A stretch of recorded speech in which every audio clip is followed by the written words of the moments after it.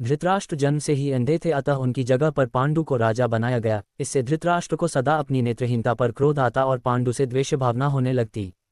पांडु ने संपूर्ण भारतवर्ष को जीतकर कुरु राज्य की सीमाओं का यवनों के देश तक विस्तार कर दिया। एक बार राजा पांडु अपनी दोनों पत्नियों कुंती तथा माद्री के साथ आखेट के लिए वन में गए। वहां उन्हें एक मृग का मैथुनरथ जोड़ा दृष्टिगत हुआ। पांडु ने तत्काल अपने बाण से उस मृग को घायल कर दिया। मरते हुए मृगरूपधारी निर्दोष ऋषि ने पांडु को शाप दिया, राजन, तुम्हारे समान क्रूर पुरुष इस संसार में कोई भी नहीं होगा।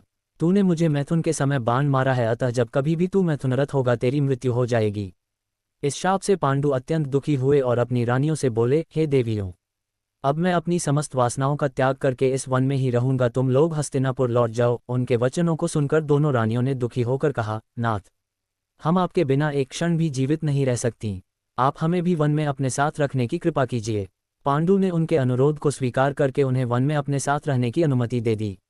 इसी दौरान राजा पांडु ने अमावस्या के दिन ऋषि मुनियों को ब्रह्मा जी के दर्शनों के लिए जाते हुए देखा। उन्होंने उन ऋषि मुनियों से स्वयं को साथ ले जाने का आग्रह किया। उनके इस आग्रह पर ऋषि मुनियों ने कहा, राजन, कोई भी निसंतान पुरुष ब्रह्मलोक जाने का अधिकारी नहीं हो सकता, अतः हम आपको अपने साथ ले जाने में असमर्थ हैं।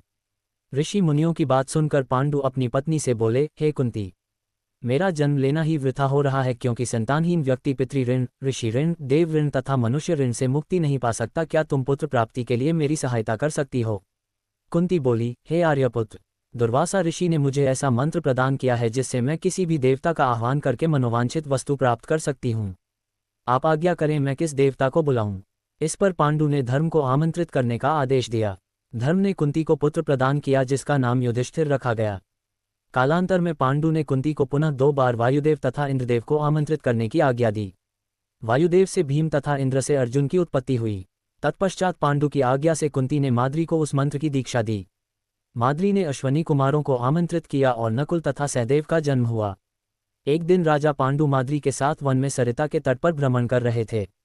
वातावरण अत्यंत रमणीक था और शीतल मंद सुगंधित वायु चल रही थी। सहसा वायु के झोंके से माद्री का वस्त्र उड़ गया। इससे पांडु का मन चंचल हो उठा और वे मैथुन में प्रवृत्त हुए ही थे कि शापवश उनकी मृत्यु हो गई। माद्री उनके साथ सती हो गई, किंतु पुत्रों के पालन पोषण के लिए कुंती हस्तिनापुर लौट आए।